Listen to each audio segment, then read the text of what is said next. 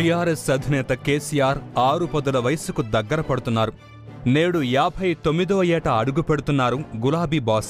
పుష్కర కాలం క్రితం ఉద్యమ నేతగా మలి ప్రస్థానం మొదలుపెట్టిన కేసీఆర్ ఎన్నో ఆటుపోట్లు చవిచూశారు. ఎవ్వరికీ అర్థం కాని విచిత్రమైన మనస్తత్వం కేసీఆర్ది. నచ్చితే నెత్తిన ఎక్కించుకుంటారు, లేకపోతే ముఖం చాటేస్తారు. ఎట్లాంటి వారినైనా ఒప్పించగల మాటకారి. చెప్పదలుచుకున్న విషయాన్ని చాలా సూటిగా అర్థమయ్యేలా చెప్పటంలో కేసీఆర్ దిట్ట. ప్రజల భాషలో మాట్లాడగలిగిన అతి కొద్ది మంది నేతల్లో ఒకరు టీఆర్ఎస్ అధినేత. తెలంగాణ మాండలికాన్ని బాగా వంట పట్టించుకుని క్షేత్రస్థాయిలో దాన్ని తీసుకుపోవటంలో తనవంతు పాత్ర పోషించారు కేసీఆర్. యాసను కూడా ఆయుధంగా వాడగలిగారాయన. తన ప్రసంగాల్లో పెద్దగా ఆంగ్ల పదాల జోలికి పోరు. పిట్ట కథల్ని, సామెతల్ని ఉపయోగించటంలో దిట్ట.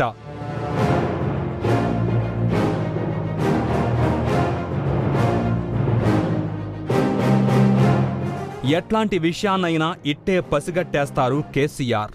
అలాగే ఎటువంటి సబ్జెక్ట్ అయినా బాగా అర్థం చేసుకున్నాకే దాని గురించి మాట్లాడతారు. తెలియని దాని గురించి సంబంధిత నిపుణులతో చర్చించి తెలుసుకుంటారు. పుస్తకాల పురుగు. ఏదో ఒకటి చదువుతూనే ఉంటారాయన. అలాగే ప్రత్యర్థి ఏం ఆలోచిస్తున్నారో వారి కోణం నుంచి ఆలోచిస్తారు కేసీఆర్. వారేం ఎత్తుగడులు వేయగలరో, వాటికి కౌంటర్ ఎలా వెయ్యాలో ముందే ప్లాన్ చేసుకుంటారు. ఇక ఎవరు తన గురించి ఏమనుకున్నా పెద్దగా పట్టించుకోరు. తాను చెయ్యదలుచుకున్నది చేస్తారంతే. అలాగే తనపై తీవ్రస్థాయిలో విమర్శించిన వ్యక్తులను కేసీఆర్ అంత తొందరగా మరిచిపోరు. అవకాశం చిక్కినప్పుడు వారిని తన రాజకీయ వ్యూహాలతో ఉక్కిరి బిక్కిరి చేస్తారు.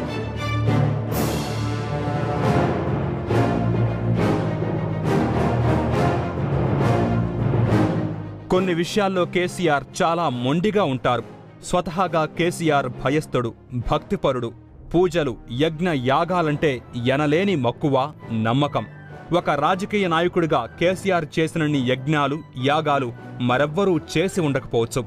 వ్యక్తిగత అలవాట్లు, బలహీనతలు ఇబ్బంది పెట్టిన సందర్భాలు లేకపోలేదు. ఇక తాను ఏదైనా చెయ్యదలుచుకుంటే ముందుగా ఒక రాయి వేసి ప్రజాస్పందన తెలుసుకుంటారు. పాజిటివ్గా వస్తే పోరాటం, నెగిటివ్గా వస్తే పక్కన పెట్టేస్తారు. ఇక కేసీఆర్ ఏదైనా తప్పు చేస్తే దానికి వినూత్నమైన కారణాలు చూపించి తప్పించుకోగలరు. అదే కారణం చూపించి ఇతరులను ఒప్పించగలరు. ప్రజా నాడిని పట్టుకోవటంలో కేసీఆర్ది అందవేసిన చేయి.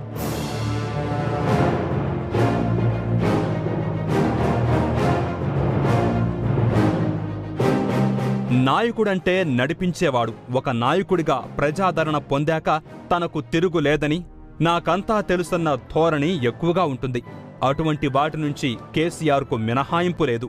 ఎందుకంటే ఎవరేం చెప్పినా దాన్ని విన్నట్టే విని తాను చేయదలుచుకుంది చేస్తారు కేసీఆర్.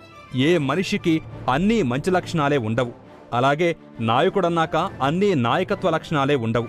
కేసీఆర్లో కూడా కొన్ని అవి, మరికొన్ని ఇవి ఉన్నాయి. ఇక తెలంగాణలో వరుసగా చోటు చేసుకుంటున్న ఆత్మహత్యల నేపథ్యంలో ఈసారి పుట్టినరోజు వేడుకలకు దూరంగా ఉన్నారు కేసీఆర్.